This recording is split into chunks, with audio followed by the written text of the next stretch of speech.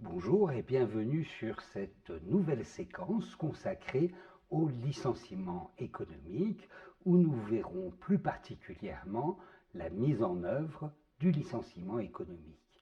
Il s'agit pour nous d'appréhender les éléments principaux de la procédure de licenciement économique sans rentrer dans de multiples détails, ainsi que ses spécificités, notamment lorsqu'il s'agit d'un licenciement collectif. Nous verrons dans une première partie le schéma général de la procédure et dans une seconde les particularités du licenciement collectif. Mais avant de commencer, il faut revenir sur les différentes catégories de licenciement économique puisque la procédure variera selon ces catégories. En effet, il y en a trois. La première situation est le licenciement individuel pour motif économique. La seconde situation est ce que l'on dénomme un petit licenciement économique, c'est-à-dire un licenciement qui va concerner moins de 10 salariés sur une période de 30 jours. La dernière catégorie est celle des grands licenciements économiques, c'est-à-dire celle qui correspond à la suppression de 10 emplois ou plus sur cette même période de 30 jours. On notera que la procédure est aménagée en cas de procédure collective. Par ailleurs, il faut souligner la situation des entreprises de 50 salariés et plus si elles ont en leur sein un comité social et économique. Il y aura une procédure de consultation des représentants personnel que nous verrons un peu plus tard et la procédure s'avérera de fait plus complexe. Ensuite, il faut dans ces entreprises élaborer un plan de sauvegarde de l'emploi lorsqu'il s'agit d'un grand licenciement.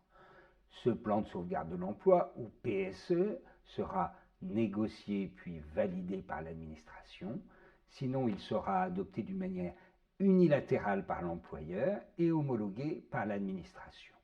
Nous verrons tout ce qui concerne le plan de sauvegarde de l'emploi ou PSE dans une séquence spécifique. Alors, quelles sont les étapes principales de la procédure de licenciement économique? Voyons tout d'abord deux éléments classiques de la procédure de licenciement, la convocation et l'entretien préalable, s'il a lieu d'être, et la notification du licenciement économique à la fin de la procédure. En effet, l'entretien préalable n'est pas toujours de mise. Il doit être organisé lorsque le licenciement économique est individuel ou pour un petit licenciement économique. C'est le cas également lorsqu'il n'y a pas de comité social et économique ou pour certains salariés protégés, comme les membres de la délégation du personnel au CSE ou les délégués syndicaux. Il doit faire l'objet, cet entretien, d'une convocation par lettre recommandée avec accusé de réception au moins 5 jours ouvrables avant. Le salarié peut bénéficier d'une assistance lors de cet entretien. Cette assistance peut être assurée soit par un membre du personnel, soit par un représentant du personnel, ou encore par un conseiller du salarié dont la liste est déposée à la préfecture. À la fin de la procédure intervient la notification du licenciement. Celle-ci va s'opérer par lettre recommandée avec accusé de réception. Elle peut être également remise en main propre. Il y a un certain nombre de modèles qui ont été publiés dans un décret à la suite des ordonnances Macron. La notification ne va pas pouvoir se faire avant l'expiration d'un délai qui est de 7 jours ouvrables pour le licenciement individuel ou un petit licenciement économique. Si le salarié licencié est un cadre, ce délai est porté à 15 jours. En cas de grand licenciement économique, le délai avant lequel la notification ne peut pas intervenir est cette fois-ci de 30 jours ouvrables. et il part à partir de la notification du projet de licenciement dans les entreprises de moins de 50 salariés ou de la validation ou de l'homologation du plan de sauvegarde de l'emploi pour les entreprises de plus de 50 salariés dans lequel ce PSE est mis en place. Voyons ensuite certaines des dispositions spécifiques au licenciement économique. Tout d'abord, pour pouvoir opérer un licenciement économique, il va falloir choisir les personnes licenciées. Cela se fait à l'aide de critères pondérés. C'est ce que l'on appelle la définition de l'ordre des licenciements. On va donc arriver à établir une liste de personnel concernés par le licenciement économique. Ces critères vont être définis par l'employeur après consultation du comité social et économique, mais ils peuvent également être négociés par accord collectif.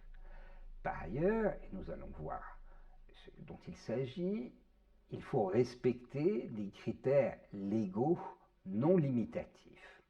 Enfin, les critères tels qu'ils auront été arrêtés par l'employeur et leur pondération devront être communiqués si le salarié en fait la demande. Alors, le Code du travail précise un certain nombre de critères dont l'employeur doit tenir compte obligatoirement. Ce sont les charges de famille, l'ancienneté de service, que ce soit dans l'établissement ou dans l'entreprise, la situation de salariés qui connaissent un certain nombre de difficultés de réinsertion, parmi lesquelles on va retrouver les personnes en situation de handicap ou les salariés âgés, et les qualités professionnelles. Ces critères ne sont pas limitatifs, donc l'employeur peut en ajouter. Un critère peut être privilégié si, nous dit la jurisprudence, on tient bien compte des autres. Il faut ajouter que ces critères sont appréciés dans l'entreprise. Ce périmètre peut être restreint, soit par accord collectif, soit par décision unilatérale. Ils sont également appréciés dans chacune des catégories professionnelles concernées. Mais qu'est-ce qu'une catégorie professionnelle?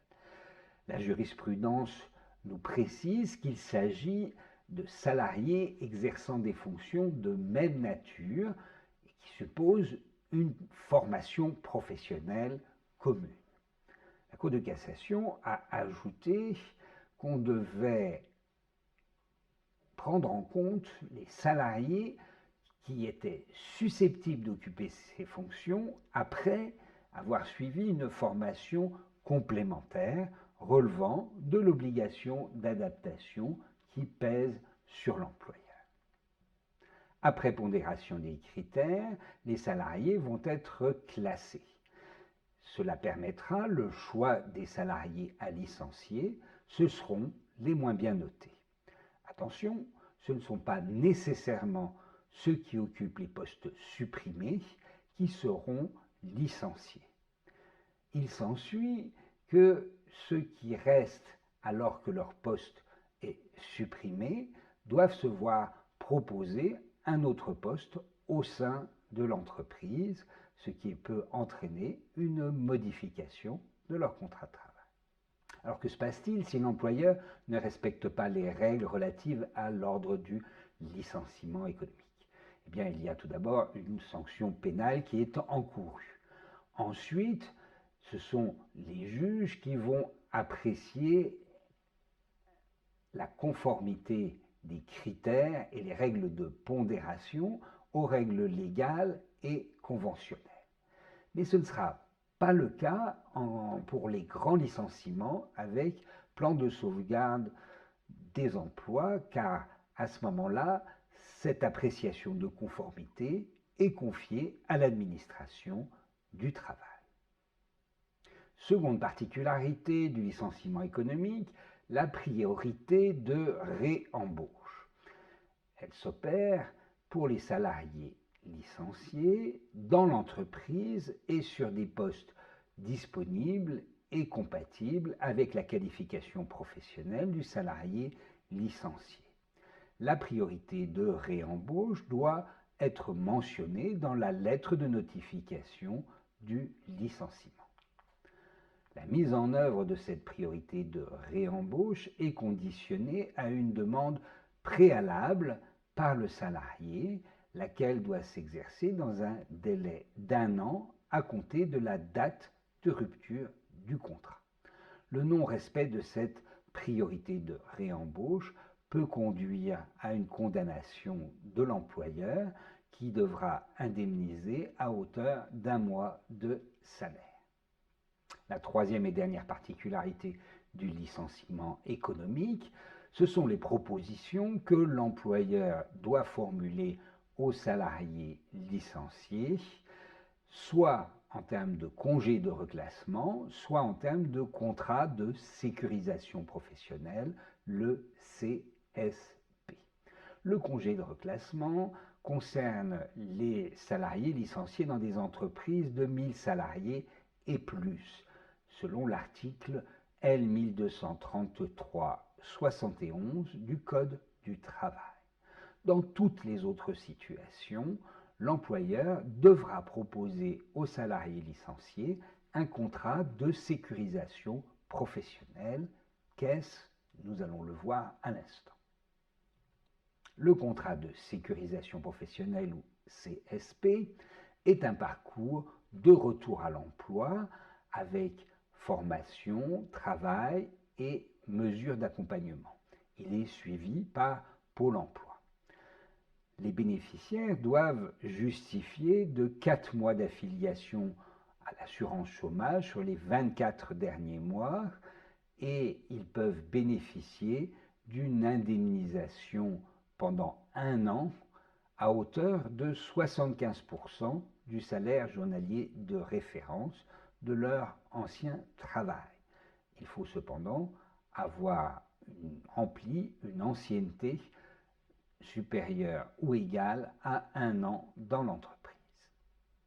Le versement de cette indemnité est particulièrement avantageuse, d'autant plus qu'elle se fait avant versement des allocations chômage qui n'interviennent qu'au terme de l'année de versement des indemnités.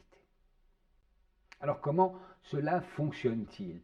L'employeur doit remettre à chaque salarié un document d'information contre récépissé.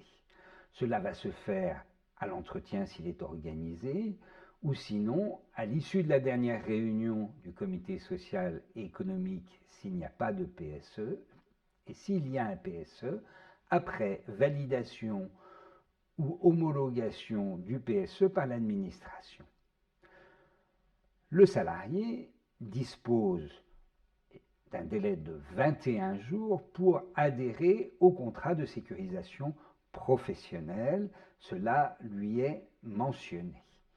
Cette adhésion va valoir rupture du contrat de travail. Il va bénéficier d'une indemnité de licenciement, mais n'aura ni préavis, ni indemnité compensatrice de préavis.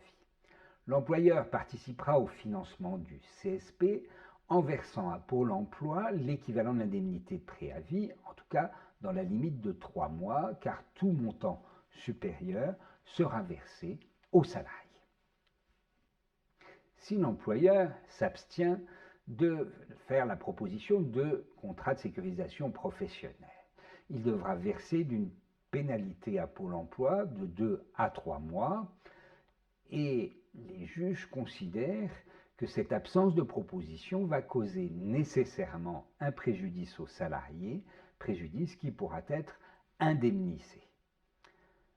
Il faut mentionner que le motif économique du licenciement doit être énoncé au salarié qui adhère à un CSP lors de son adhésion. Si tel n'est pas le cas, le salarié pourra revendiquer l'indemnité de préavis. Enfin, le salarié qui a adhéré au CSP conserve le droit de contester le motif, mais aussi l'ordre des licenciements dans un délai de 12 mois à compter de l'adhésion. Voyons maintenant les particularités du licenciement collectif. Avant de traiter le grand licenciement économique, revenons succinctement sur les mesures relatives aux petits licenciements économiques, c'est-à-dire aux licenciements de moins de 10 salariés sur une période de 30 jours. Eh bien, l'employeur doit procéder à une information du comité social et économique, s'il existe, et il doit recueillir son avis dans un délai d'au plus un mois à compter d'une première réunion d'information. Ensuite, il procédera à l'information de l'administration du travail dans les 8 jours de l'envoi des lettres de notification, donc a posteriori. La procédure, les mesures de reclassement et l'effectivité de celles-ci seront étudiées par l'administration du travail. Voyons ce qui concerne maintenant le grand licenciement économique et tout d'abord le rôle des représentants du personnel. Il faut préciser tout d'abord que l'employeur peut engager une négociation collective au sein de l'entreprise. 2 négociations sont possibles. La première est un accord majoritaire et dérogatoire dit accord de méthode qui va porter sur les modalités d'information et de consultation du comité social et économique, mais aussi sur les propositions alternatives au projet économique de l'employeur et sur l'éventuel recours à une expertise. L'autre négociation possible sera celle qui portera sur le contenu du plan de sauvegarde de l'emploi, le PSE. Il pourra y être ajouté, selon le Code du travail, les modalités de consultation du comité social et économique, ainsi que les modalités de mise en œuvre du licenciement, c'est-à-dire les critères, le calendrier prévisionnel, le nombre des emplois supprimés, les catégories professionnelles concernées et les mesures d'accompagnement. Ensuite, s'il existe, le comité social et économique doit être consulté. Le Code du travail prévoit cette consultation dans de nombreux textes.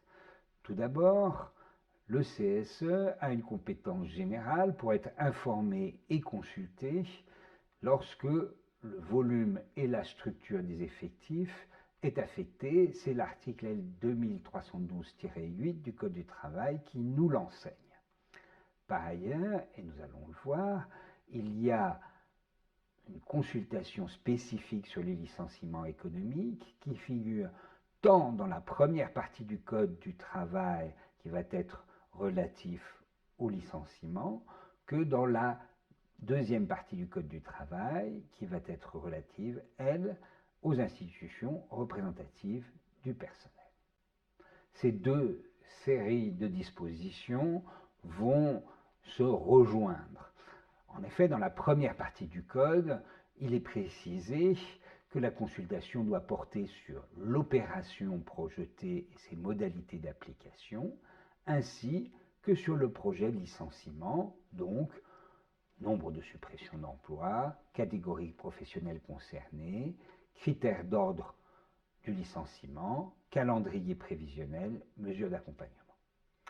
Dans la deuxième partie du Code, eh bien, il est précisé que la consultation porte sur les projets de restructuration et de compression d'effectifs et sur le projet de licenciement. Dans l'un comme dans l'autre des cas, il est fait renvoi aux dispositions prévues dans la première partie du Code du travail.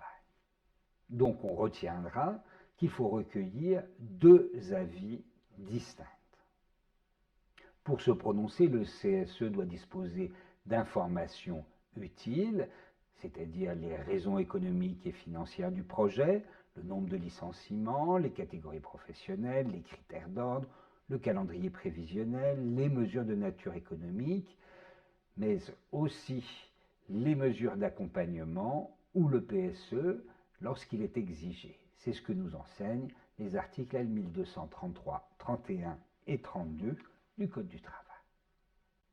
Les réunions du CSE sont organisées différemment selon qu'il s'agit d'un CSE dans les entreprises de moins de 50 salariés ou dans celles de 50 salariés et plus lorsque les attributions sont plus larges. Dans les entreprises de moins de 50 salariés, il faut organiser 2 réunions séparées d'au plus 14 jours. Dans les autres, les 2 avis doivent être recueillis au moins après avoir organisé 2 réunions espacées de 15 jours. Mais il peut y avoir plus de réunions de consultation. Par ailleurs, il faut que la consultation soit organisée dans un délai qui va être un délai couperet. Quel est-il? Eh bien, lorsque les licenciements projetés sont moins d'une centaine, ce délai sera de 2 mois. Entre 100 et moins de 250 salariés projetés, le délai sera de 3 mois. À partir de 250 salariés dont le licenciement est projeté, le délai sera porté à 4 mois. On parle de délai couperet car si le CSE ne s'est pas prononcé dans ce laps de temps, il va être réputé avoir été consulté. Quelques précisions s'imposent. Le nombre des réunions et leur objet est à fixer à condition de bien respecter cet espacement de 15 jours entre 2 d'entre elles et ensuite de procéder à une double consultation dans le délai imparti et qui est le délai couperet. Il peut donc y avoir un examen simultané en réunion des projets de restructuration et de licenciement, mais il faut bien qu'il y ait 2 avis distincts à l'ultime réunion du CSE. À l'occasion de la première réunion du CSE, les élus peuvent avoir recours à un expert qui sera missionné sur les domaines économiques et comptables ou sur la santé, la sécurité au travail ou encore sur les effets potentiels sur les conditions de travail de la suppression des emplois. Son rapport devra être remis au plus tard 15 jours avant l'expiration du délai couperet. Traitons maintenant du rôle de l'administration du travail dans la procédure de grand licenciement économique. Quelle est l'autorité administrative compétente? C'est désormais la Direction régionale de l'économie, de l'emploi, du travail et des solidarités, la DRETS. Tous les échanges avec la DRETS vont se faire par voie dématérialisée. La DRETS va tout d'abord être informée par l'employeur du projet de grand licenciement économique et du recours éventuel à la négociation collective. Par la suite, elle devra être tenue informée de tout ce qui est communiqué au comité social et économique. La DRETS doit ensuite être informée sur les mesures sociales d'accompagnement qu'envisage l'employeur. Dans les entreprises de moins de 50 salariés, ce sera ce qui est prévu pour éviter ou pour limiter les licenciements et bien sûr pour faciliter le reclassement des salariés concernés. Lorsque l'entreprise a 50 salariés et plus, eh bien, ces mesures figureront dans le plan de sauvegarde de l'emploi et c'est celui-ci qu'il faudra communiquer à l'administration du travail. Les contrôles de l'administration vont différer selon la taille de l'entreprise. Dans les entreprises de moins de 50 salariés, elle se prononcera dans un délai de 21 jours et vérifiera le respect de la procédure d'information et de consultation du CSE et l'existence de mesures sociales de reclassement. Dans les entreprises de 50 salariés et plus, le contrôle va être plus conséquent. En effet, l'administration du travail va pouvoir apprécier si le PSE est suffisant ou non et l'administration peut émettre des propositions avant la dernière réunion du CSE. Ensuite, il lui reviendra de valider le PSE lorsqu'il aura été négocié, et ce dans les 15 jours de sa transmission, ou d'homologuer un document unilatéral portant PSE dans les 21 jours de sa transmission. La décision sur le plan de sauvegarde de l'emploi doit être motivée par l'administration. Son silence vaudra décision implicite d'acceptation. Alors que retenir? Sur le schéma procédural, l'entretien préalable n'est qu'éventuel, il n'existe pas pour les grands licenciements. Par ailleurs, il faut procéder au choix des salariés licenciés en respectant des critères d'ordre des licenciements. Il existe une priorité de réembauche pour les salariés licenciés. Enfin, sauf dans les entreprises de 1000 salariés et plus, il faut proposer un contrat de sécurisation professionnelle qui peut donner lieu à une adhésion et à une rupture immédiate du contrat. Pour ce qui concerne le licenciement collectif, il faut rappeler que l'employeur peut organiser une négociation collective au sein de l'entreprise et que pour le grand licenciement économique, comme pour le petit, il va devoir consulter le CSE, mais avec des modalités différentes. Enfin, le rôle de l'administration est particulièrement important lorsqu'il y a un plan de sauvegarde de l'emploi qui devra être soit validé, soit homologué. Merci pour votre attention.